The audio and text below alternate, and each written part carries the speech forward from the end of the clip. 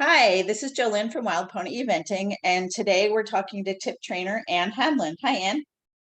Hi, How are you? good. How are you? I'm good, thanks. Can you tell us a little bit about your horse background and how you got into Mustangs? Sure. So I've been around horses my whole life, so 34 years. I grew up with a mom that was a vet tech, and my dad was a farrier. So it was kind of just in my blood and DNA to be into horses.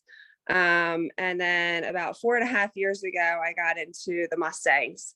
Um, I had lost my heart horse that I had had for just shy of 20 years, and he was a brown and white paint, warm blood cross. And so I was looking and locally didn't really find anything, either warm blood imports that were out of my budget or Western, more Western bred.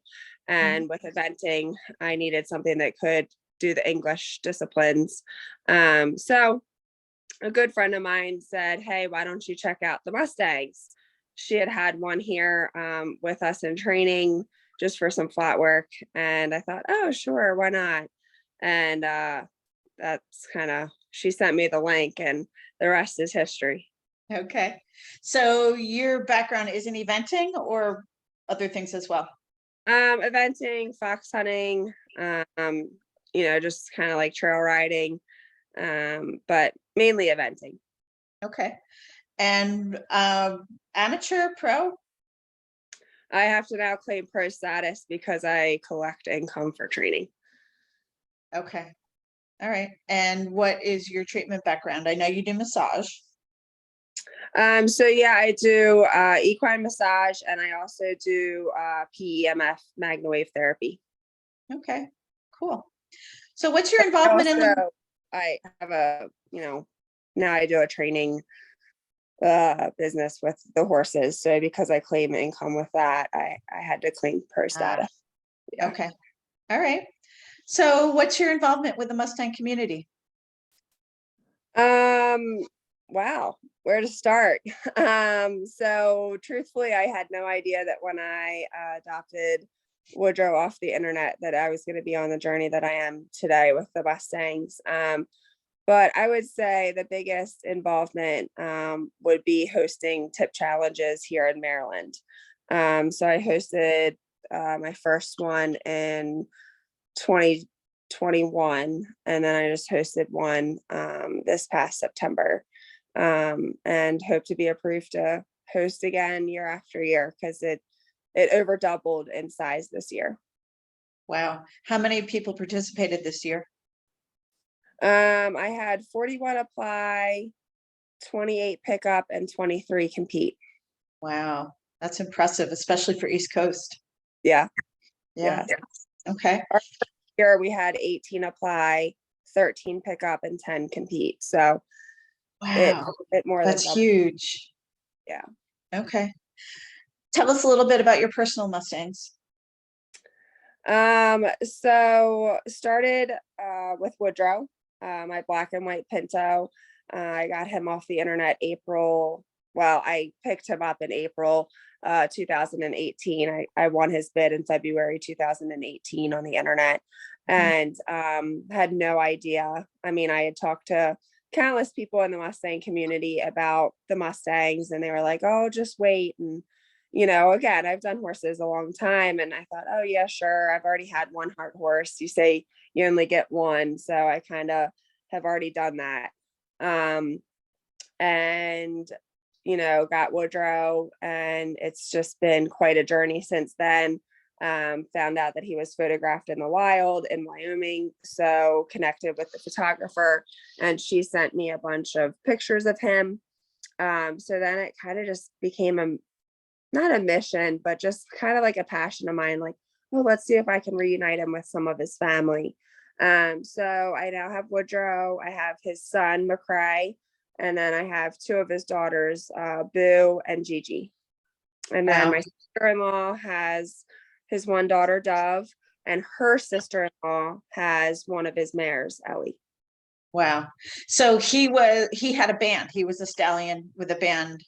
What HMA is he from? He's from Salt. Okay. He was the only Mustang in his band. And he had 7 mares under him and who knows how many foals. Okay. But when foals would be about 2 to 3 years old, he would kick them out to kind of go find their own herd. Okay. Are any of his offspring paint? Yes, a couple, not Okay. not as many as you would think, but a couple of them are. Okay. His 2 daughters that I have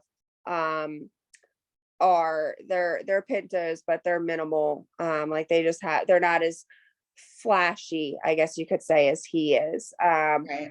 As maybe 1 or 2 others that are colorful. I would say mainly one. It's a colt, and he's actually still out in Wyoming with the one photographer that photographed him, her Wow. daughter, and now. So he's like as colorful as Woodrow, but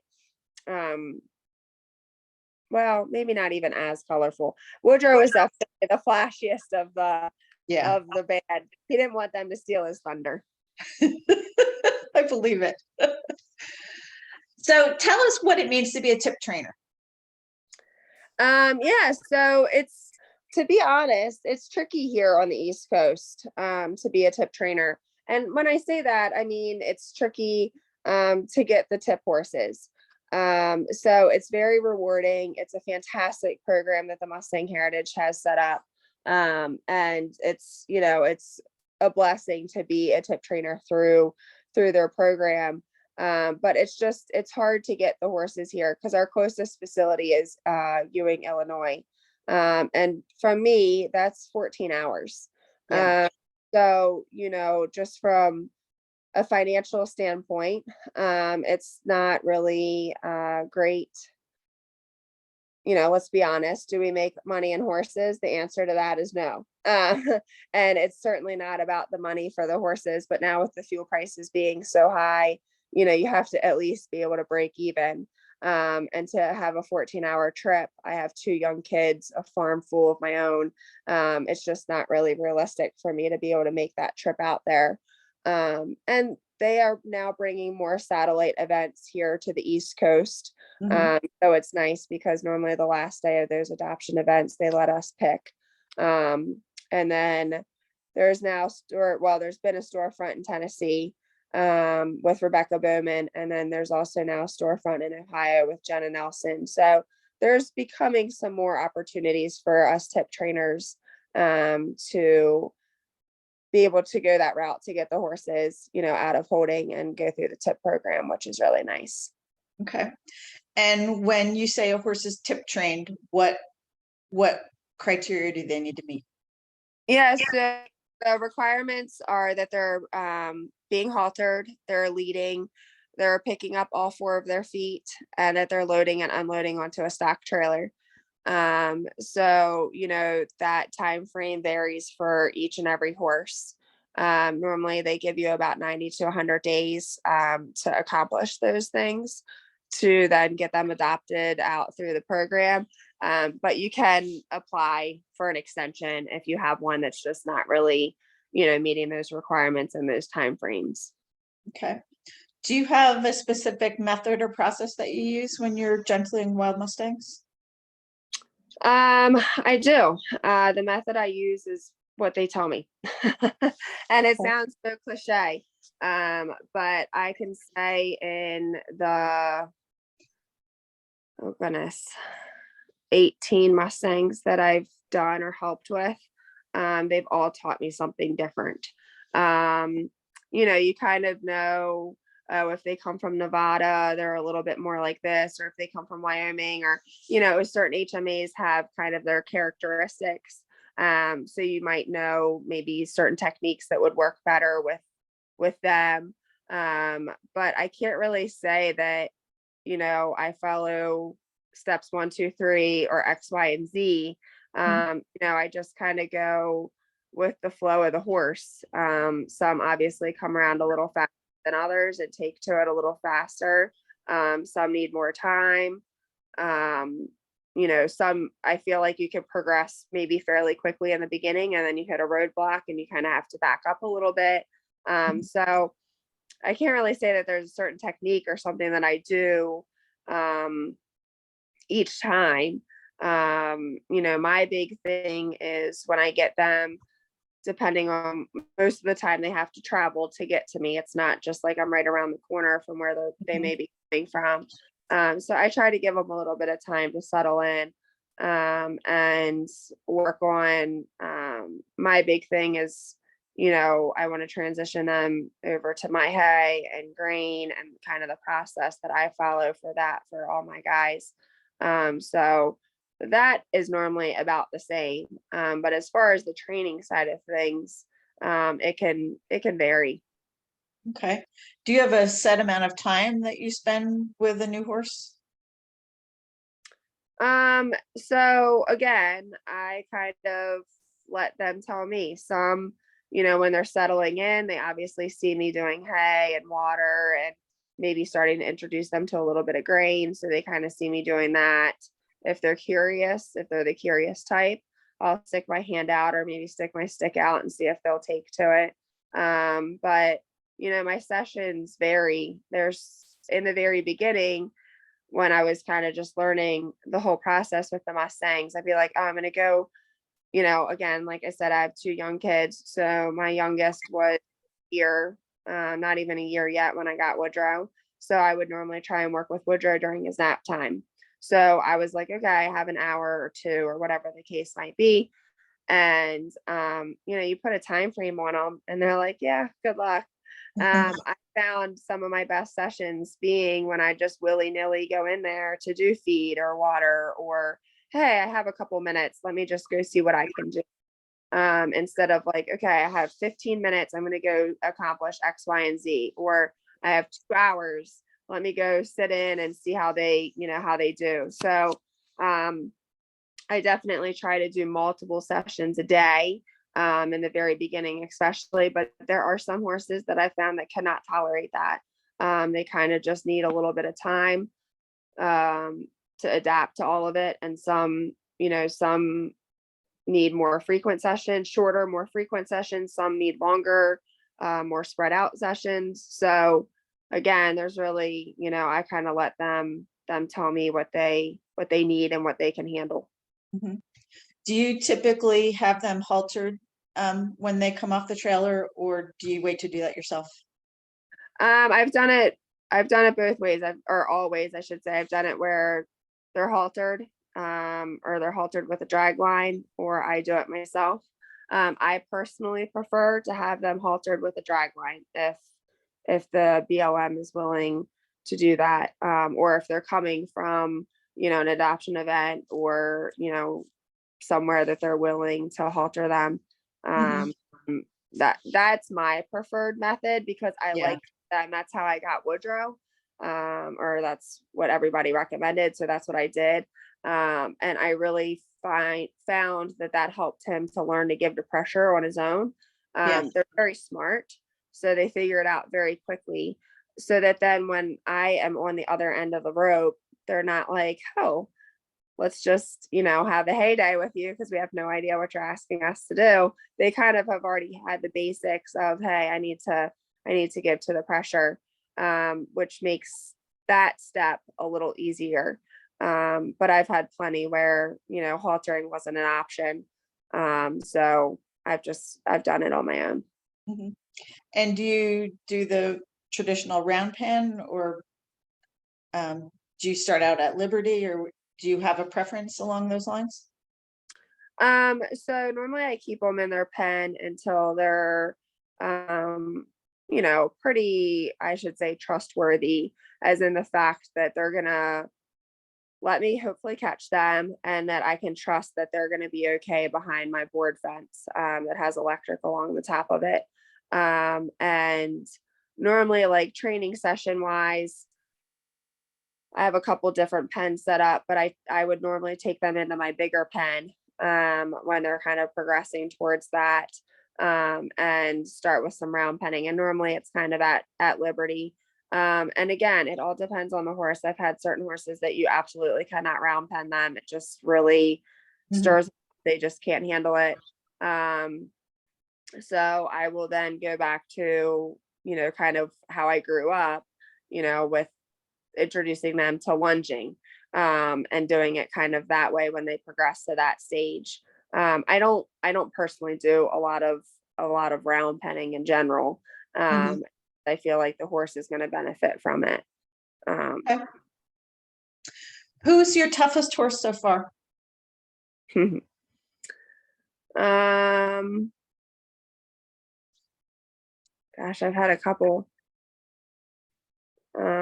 I just recently had a very, very, very, very, very, very difficult horse, that actually almost got out over my 6-foot pen. He's by far the one that's been the closest.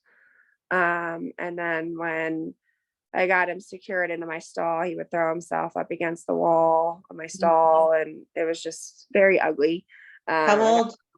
had some little bit of trauma from it, personally, and he really struggled, and to the point where I was making no progress with him, and got in touch with the Bureau of Land Management and said, like, there's something with him, that's more than dangerous. Like, in the wrong hands, he would either kill himself or kill somebody. There was no self-preservation on his end.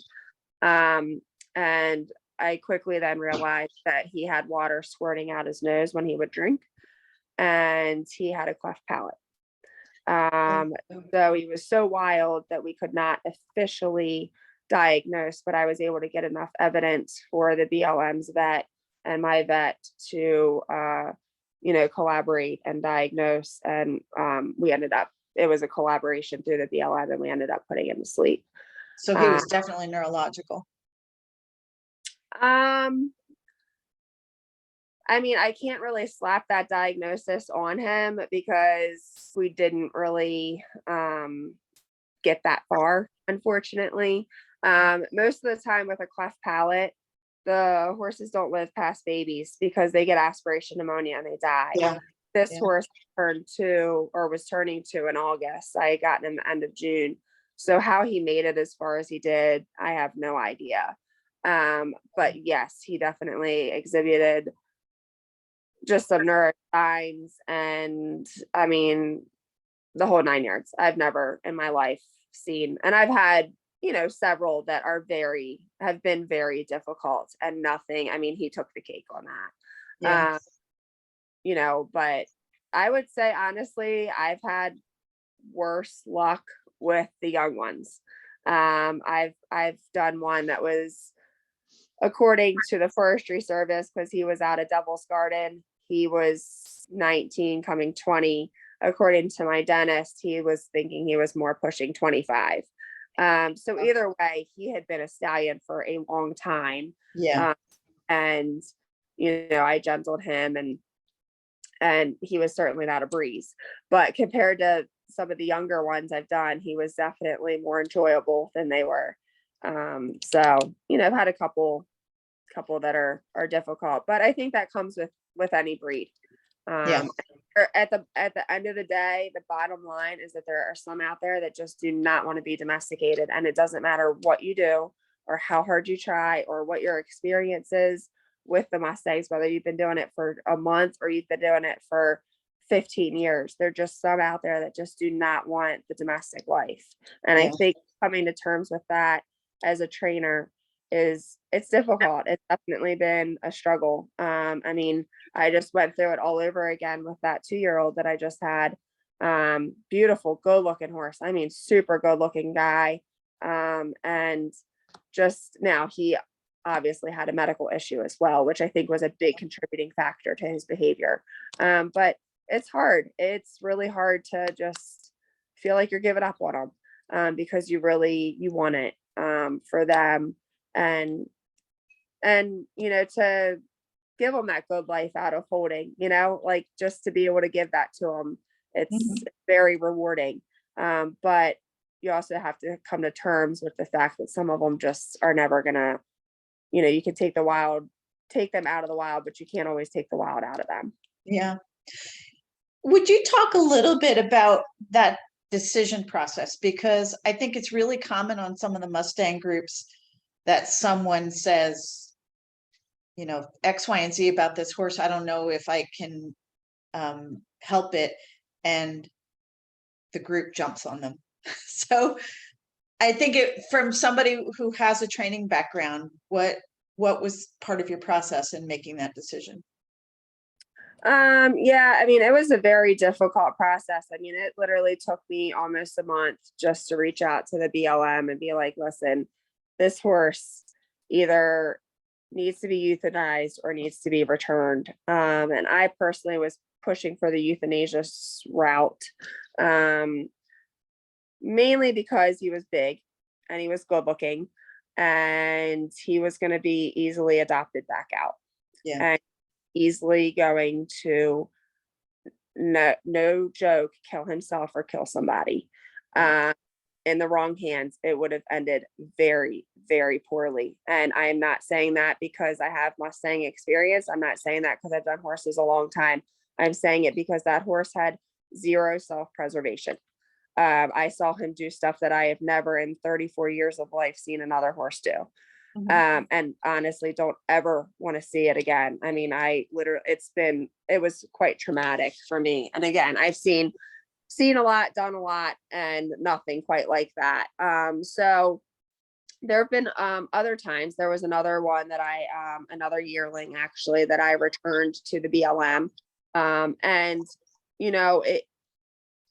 I think the process is hard because as a trainer, or even as somebody that's just adopted a Mustang and maybe doesn't claim themselves to be a trainer, because honestly, until I got into doing all this, I never claimed myself to be a trainer, and I still have a hard time with that title.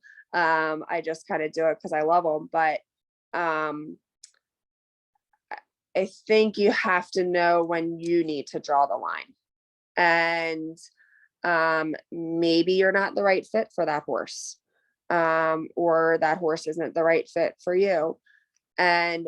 Or maybe it's like the other one that I had where it doesn't matter who you are or what you do. There's nothing that's going to change that. And again, with him, it was a little different because it was medical. And it's hard to say, is it medical? For some of the other ones that have been extremely difficult, we'll probably never really know.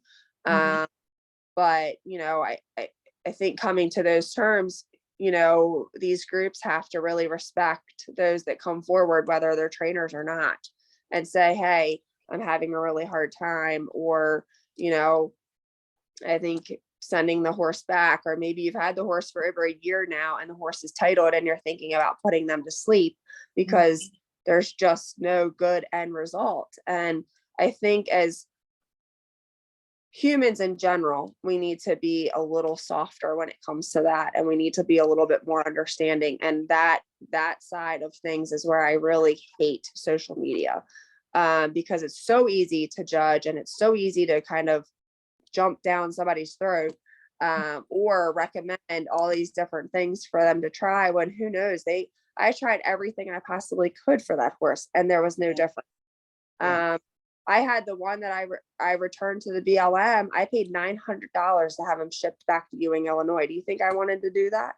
Heck no. I'm a stay-at-home mom. I don't have that kind of money. But I also knew that was kind of my only option with him. I got him to the point where he was haltered and leading. I did the hardest part. But you'd halter and lead him around, and as soon as you would stop, he'd double barrel kick out. And he would kick anything that was behind him. It didn't matter what it was. He hit my round pen countless times. And then I would step away, release pressure. Our session would end, and he would dart into my running shed and beat his head against the back of my wall until I went in with a flag or a stick or something and got him like out of whatever trance it was that he was in. And the BLM wanted him back. So I sent him back. That was, again, not necessarily my decision, but that's what they requested. So it's just, I think as a group or a community, or however you want to label it, I think we need to be a little bit more understanding and a little bit softer when it comes to those types of decisions, because I really do believe that most don't come by or come to those terms easily, because it's just not an easy decision to make. And it's not something, at least for me personally, and I think I can speak for most of the others, that you come too quickly. I mean, that one was climbing my pens and busting himself up in my stall with very little pressure, if any pressure on him at all. And I still waited almost a month before I, kind of was thinking, okay, well, this isn't really going to work. I made zero progress with him. And then literally within that time frame and thinking that, that's when I noticed, in order to see his cleft palate, I had to see him drink and see the water squirting out of his nose. I couldn't get close enough to him to even see the bucket of water.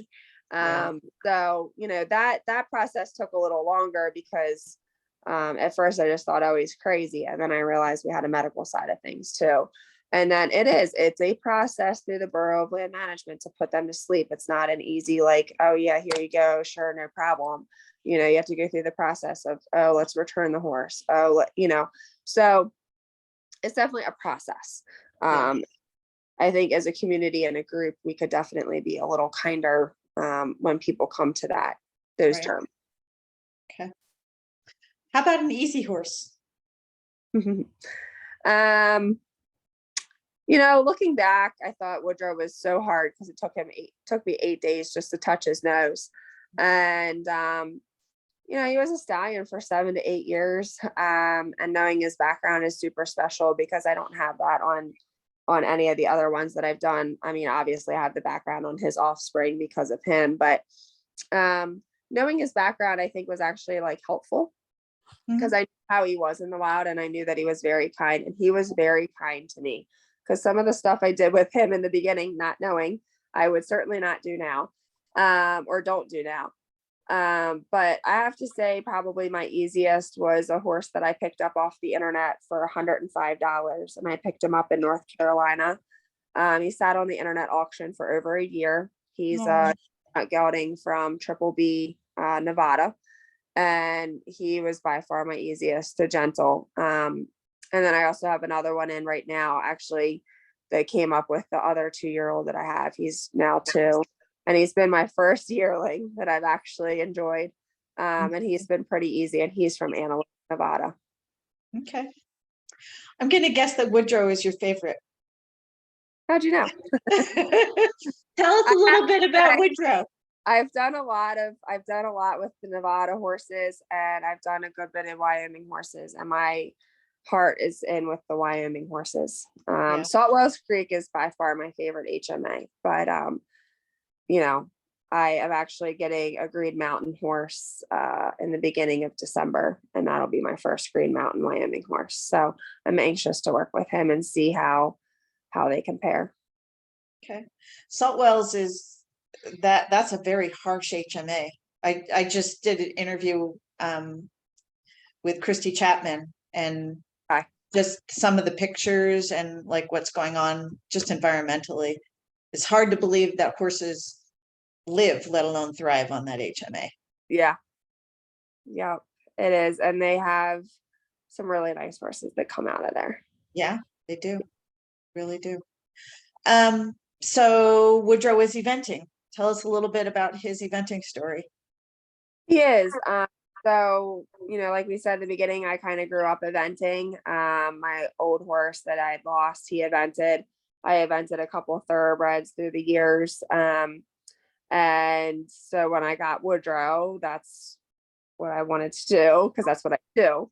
But I also knew that I kind of needed to be a little bit open-minded in this journey, knowing that he wasn't one bred to do what I wanted to do.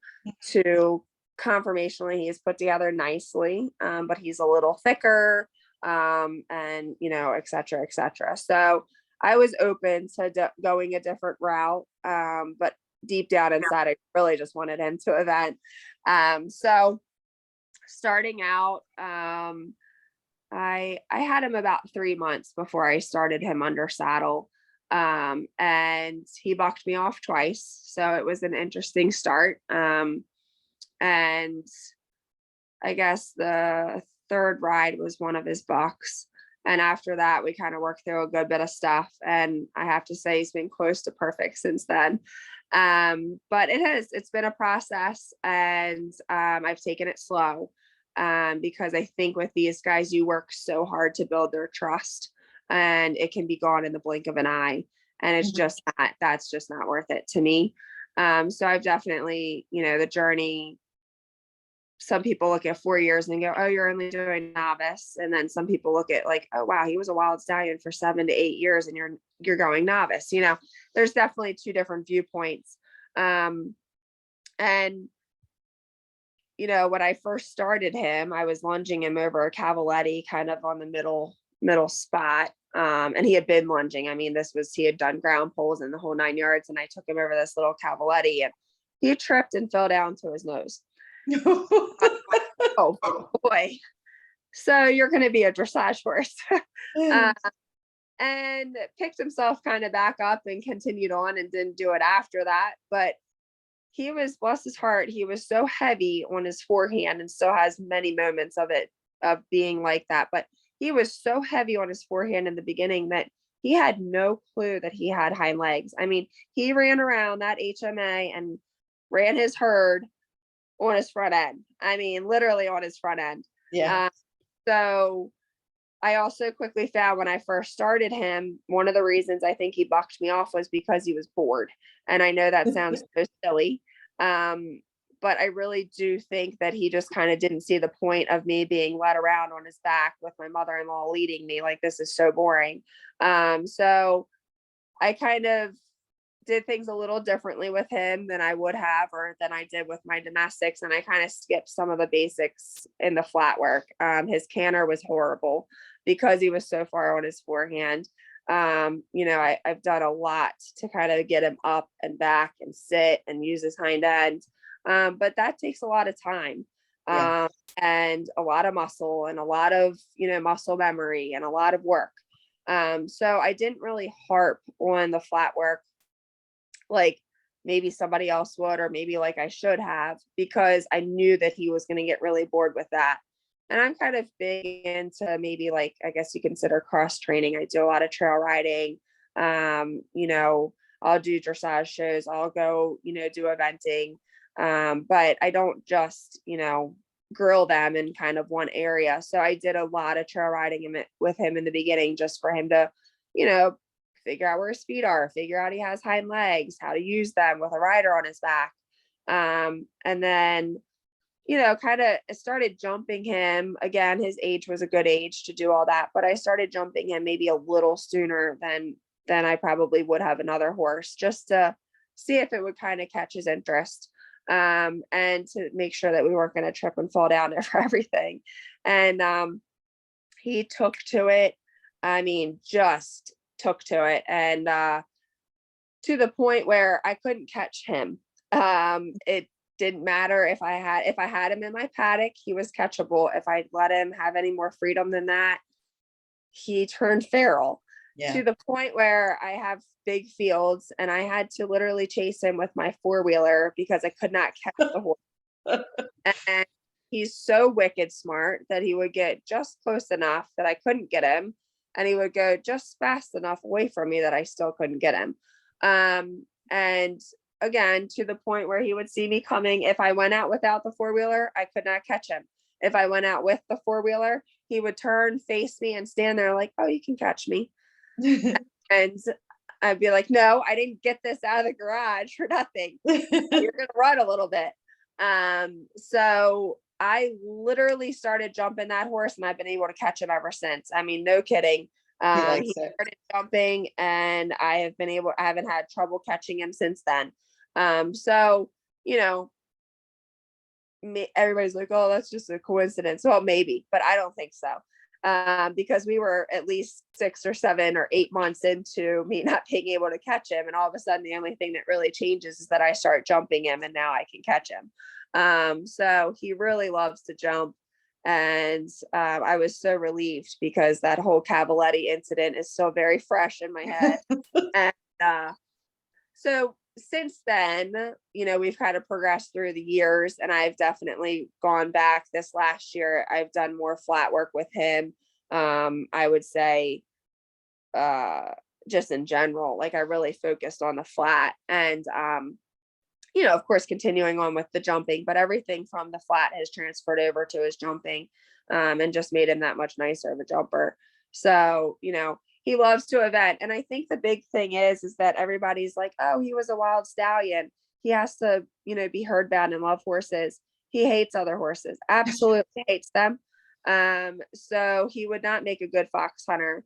He trail rides pretty nicely, but to be honest, he likes to be in the back. And he will space himself at least a horse or two in the back. He could care less about keeping up with the other horses. And if I let him go on a loose rein, he would take me on trails without them. So that part has been very interesting because it was the total opposite of what I expected and what I thought. And I think that's why he makes such a nice event horse. I mean, one, he has a huge heart. I think he would probably do close to anything that I would like to do with him at this stage, but he likes to event because it's just him and I. And some of our biggest struggles have been when there have been a lot of distractions with other horses around. He just can't quite focus on me because that's the wild side of him. He's always had to be alert and think that the other horses are a threat or to him and to his herd. So, we've worked through that. Again, I've never had a horse like that. So it's kind of been a learning curve for me. But warm up would be a struggle in the beginning, especially. I would give us maybe 10 minutes. And if the warm up was really crowded, he barely got any warm up for dressage because it just wasn't, he couldn't handle it. Now take him into that dressage arena and he would lay down a great test, even with very little warm up, because it was just the two of us. And I can say now he is a cross country machine. That horse eats up the cross country. And I think it's because it is just strictly him and I out there. He struggles with the show jumping. And I do believe that it's because that tends to be more cluttered, horses and people are watching. He could care less about the people. It's the horses. And a lot of the times the show jump warm up is kind of close to where the actual show jump ring is. And it's a struggle in the distraction side of things for him. And he does it for me because he's a really good boy, but that's definitely our weakest phase at this stage. Yeah, that's interesting because it took a couple of seasons with Frosty before we could go into a warm-up area. She would panic and spin and bolt. Yep. Just and that's could not handle it. Yep. I have to, it's in some ways it's a little bit embarrassing because Woodrow's only 15 hands and I'm 5'9". So you would think I would be able to control this animal. No. And it's embarrassing, but he does the same thing. He spins, rears, and then he's gone. And I have to have my mother-in-law lead me, or whoever's on the ground with me. I have to have them lead me through crowded areas with horses. People, he'll walk right through them. He could care less. But if there are other horses around, I mean, we're a goner. He doesn't do well in like the trailer areas for the 1-day events. This was I did Waradaka's Classic 3-day. The end of October, and that was our first like away staying there event, and he handled it better than I expected, but that barnyard was not his fun area. I would have to take him out the field and get on him, and then we were fine, or I'd have to get on him and be led. Okay. So, but he also is, so far he's the only one that's been like that with me. The other two that I've evented have not been like that with warm up or other horses in general. Okay. So in terms of helping other people who are considering adopting, what would you say to somebody who's on the fence about adopting a Mustang? Do it. They're the best. They are so versatile. They're hardy. They're, again, like any horse, you're going to get some that might go against everything that I say here, but they're hardy. They have good brains. They're versatile. They're just, they're fun. And the bond that you get with a Mustang is like nothing you will ever get with another horse.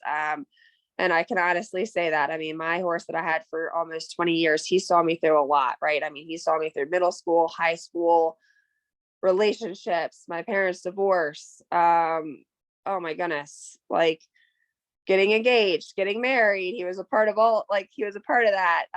My first son, he was a big part of that. So he saw me through a lot, right? I mean, I've only had Woodrow for 4.5 years, and he hasn't seen me through a quarter of what my old horse saw me through. And the bond I have with him is just, it's unbelievable. I never thought I'd have 2 hard horses in a lifetime, and I can honestly say that I've been blessed with 2. And you know, I think I didn't know about Mustangs before. So I can't even say my only regret is not doing it sooner, because I didn't know about them. Or I probably would have jumped on it a lot sooner than I had. But my biggest piece of advice to everybody out there that's on the fence is, just go for it. You really, it's so nerve-wracking and so scary in the beginning. I mean, after I won Woodrow's bid, that was a disaster to begin with, because every bid I put in on that horse, I was outbid.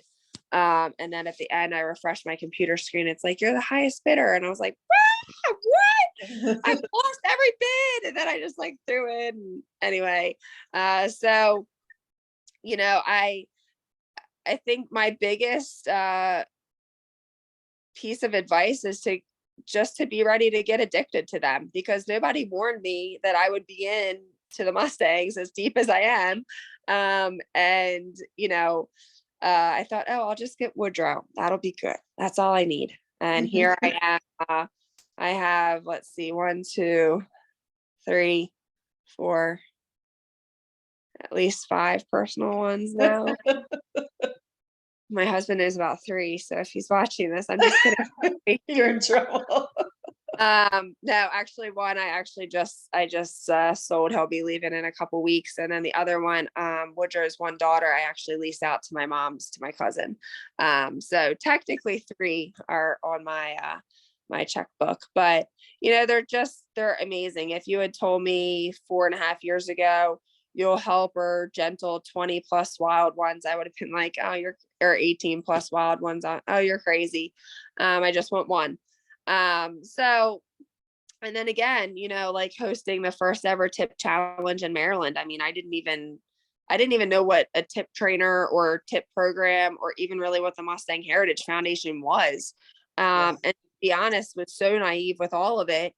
You watch the movies and see the Hollywood and you're like, oh yeah, Mustangs. I had no clue that there were as many as there are. And that's kind of what has, captured my heart and sent me on a mission to just spread as much awareness as possible. And Woodrow is such a remarkable ambassador. One, he's very flashy, so he catches a lot of people's eye, and they can't quite figure out what he is. So it's a great conversation piece. And I say it loud and clear, oh, he's a Mustang.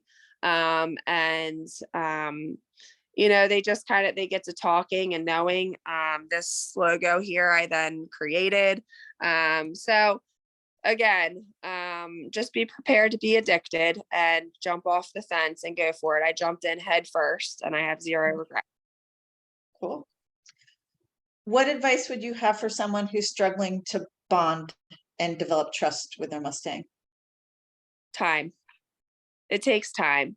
Like I said, with Woodrow, it took me 8 days just to touch his nose. And I felt like, oh my gosh, that's so unbelievable.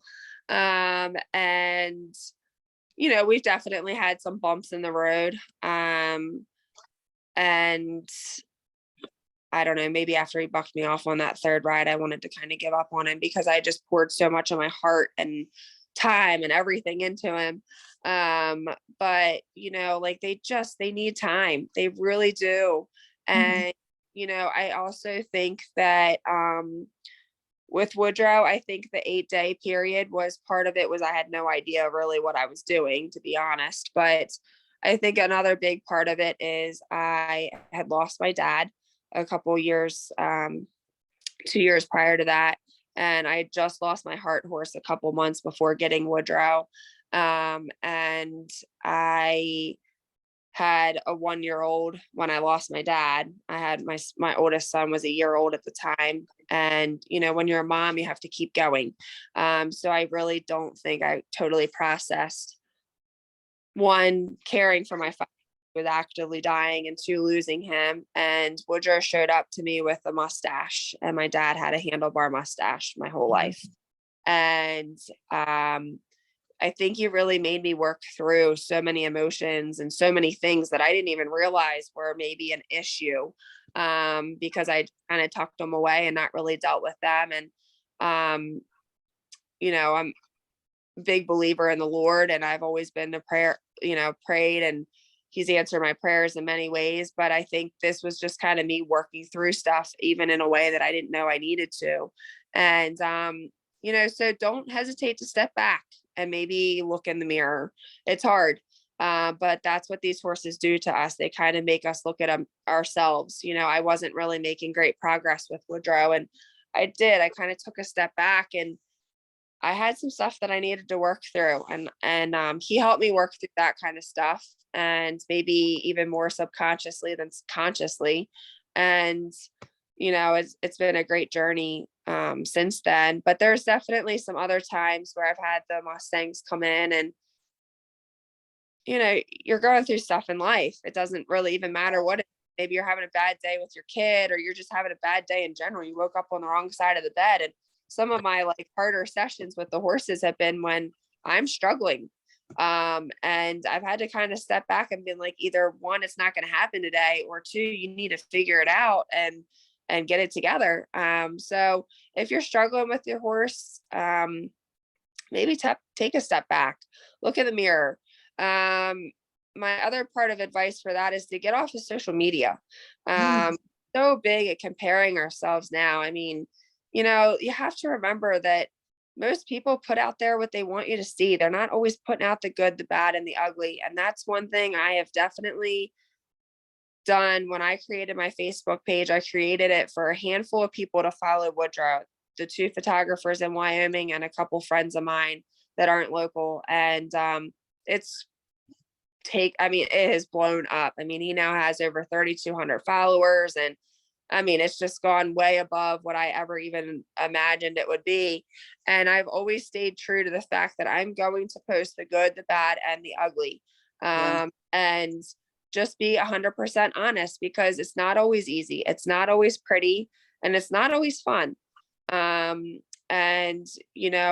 think it's so easy to get onto social media and get caught up in looking at the good that everybody else is posting and comparing ourselves. Well, they have a bond and they've only had their horse for a week, and I've had mine for 2 months. And what am I doing wrong? And,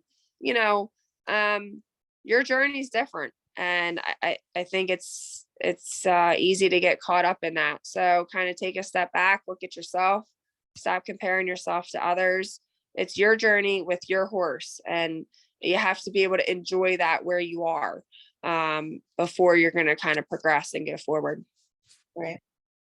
If someone is looking at adopting but has never trained a horse before, how would they find a tip trainer and hire one?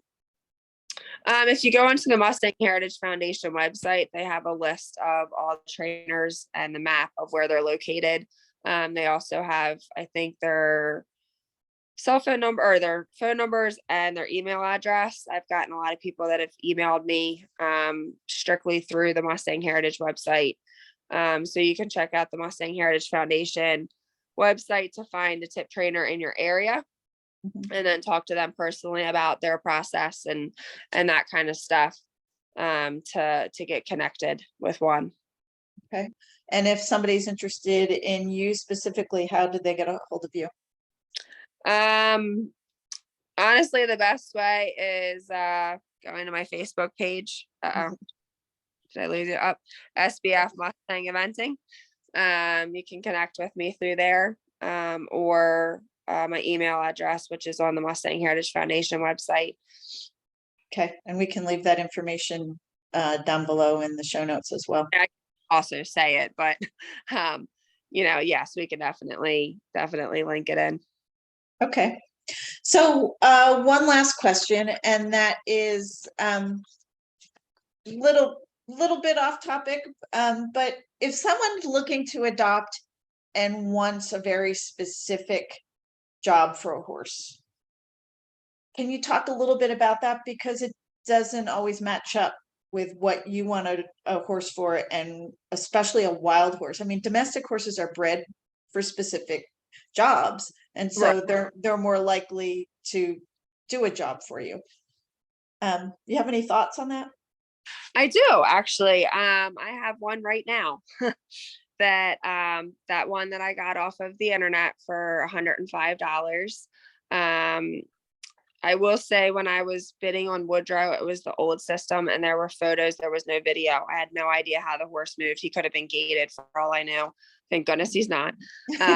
But there are no videos. So I really give the BLM a huge shout out for all that they put up now for these horses to try and market them the best that they can to get them into homes that might be better suited. A horse that I'm looking for is not going to be what my friend that does ranch riding is going to be looking for movement wise and maybe even build wise. So I really have to give the BLM a good shout out for that. The horse that I got for $105 that sat on the internet for over a year because he's just a plain little chestnut. His video sold me. It wasn't his pictures. I mean, he has a cute little face and a kind eye, but his video is what sold me. And the movement on that horse is just unbelievable. Yeah. I mean, he screamed dressage horse. So I bid on him and I won him for, next to nothing basically, and went to pick him up in North Carolina and I brought him home and he's definitely been my easiest so far. Just very even tempered, good guy, good brain. He's kind of always been on the back burner, unfortunately for me, just because, I've been busy. And when I had him, I got him. And then I literally got 3 other wild ones. Like, I don't know. Actually, I got 3 other wild ones 2 weeks before I got him. He was planned. The other ones were not. So, and 2 of those 3 were through the TIP program. So I had a timeline with them and I needed to move along and find them a home. Whereas there was no timeline with him. He was my personal horse and the other donkey for my kids. So he didn't have a timeline either. But anyway, fast forward to kind of getting him going and I started him under saddle and that's something that I've actually kind of stopped doing here recently just because I have my kids. I have a whole, farm full of my own. And I found a really great guy that is local that does a phenomenal job. And this horse, Diego in particular, was the one that I sent to him just to kind of test things out. And I had put maybe somewhere close to 24 rides on this horse and I just couldn't get him forward. He would have made the perfect lead line pony. He would follow another horse. He was fantastic. But if I would try and branch out or wander out on my own, there was just nothing there. And I wasn't brave enough to give him like the good old Thewell kick and be like, come on, go. So sent him up to this guy and he got him going. And he was supposed to be there for 30 days. I ended up getting him back in 21 because he ended up having to go for a hip replacement. So I said, just need him forward. I have literally done everything else with him. I just need him forward under saddle. And so he did just that, got him going for me and brought him home. I was like, yes, here we go. Dressage ring next. He wants nothing to do with it. 0, nothing. He's like dead in the ring. I have to ride him with spurs and a dressage whip. And it's just, he'll go, but it's no fun. It's way more work for me than it is for him. And he just doesn't enjoy it. Took him out on the trail. Because again, I like to kind of get my guys out and get them as much exposure as I can. Eats it up. He's not brave. But he will, again, follow another horse off of a cliff. But he loves it. I mean, he walks out, he trots, he's so much more forward. Yeah. And again, like with all of them, it's a process, right? Maybe he needs a little bit more time. Maybe he's a very, insecure horse. He needs more confidence. So I was hoping with some time and some consistency and some confidence that I was able to give him under saddle that we would kind of turn a corner. And I think eventually would maybe do it for me, but it's just not worth it. He really just wants to be a trail horse. And I have a dear friend whose mom is looking for a trail horse. and Diego can sit in the field for a month and you can get on him, and you can, if you want to ride in the ring, he will let you ride him in the ring. He's not bad. He just doesn't want to move. Yeah. And then you can take him out and trail ride him, and he's fantastic. So I found him a really good home, but it was hard coming to terms with that because I saw his video and I was like, dressage at Devon. I mean, he just had beautiful movement. And he's like, yeah, nope, not today. I mean, I joke, my mother-in-law is a dressage queen and actually does dressage with Boo, Woodrow's one daughter. And I mean, I was riding him the other day and I said, look, extension across the diagonal, extended trot. And I mean, he just goes. And she's like, Yeah. I've been working for months. I was like, I've been working for years with Woodrow. And this horse, I mean, no training in it at all. Like he just is natural. So, you know, I think you have to find what they enjoy doing and just kind of come to terms with that. And either you're going to go that route with them, or you're going to, you know, maybe rehome them and move along. Woodrow is hands down an event horse. I put a Western saddle on him and he broncs. You know, he's not going to bronc to get me off, but his back is up. He hates it. He's not loving it. My other one, his son, McCrae, I can ride him Western one day, teach a beginner lesson on him the next, event him the next. I mean, he is by far the most versatile horse I've ever owned. And he's also a little bit of a slug, but he's young. He's 4. He'll be 5 in March. So I think a big thing for him is really just kind of finding what lights him up a little bit, what sparks him. And he does enjoy the jumping. He's just the complete opposite of his dad. So it's great for me because I'm learning how to, you know, ride the two of them, being complete rides. But I had never owned a Western or a Western saddle. Never. I bought one last summer and it was because of McCrae. And I took him to a Western dressage show the end of the summer. And he was 3 at the time. And I had only done very minimal, maybe a dozen rides on him. I had ridden him in the Western saddle, I think 3 times total. I was like, what do I do up here? And took him to a dressage show, a little local show, and he won with an 87.7%. It was the highest score of the day. Wow. And everybody was lining up wanting a Mustang. I was like, whoa, whoa, whoa, whoa, whoa. They don't all come just like him. He's special in all ways, but you know, he's kind of taken me down a path with that I never would have done. And now I get on some of these guys that are, you know, coming back from the trainer getting under saddle. And I'm very thankful for that Western saddle. So, you know, again, if you had told me I was doing Western dressage or I would be out eventing a Mustang or the mutt of the horse world, I would have told you were absolutely nuts. And I just love it. I love being able to spread awareness because these horses deserve it. They do. And I really do think that they can do it all. Some are going to do it a little bit better than others. And, you know, you just kind of have to find what they like to do. Okay. Well, Ann, thank you very much for your time. Oh yeah, thank you. And hopefully we'll talk to you again. Yeah, thank you so much for having me on. I really enjoyed it. Thank you. Thanks.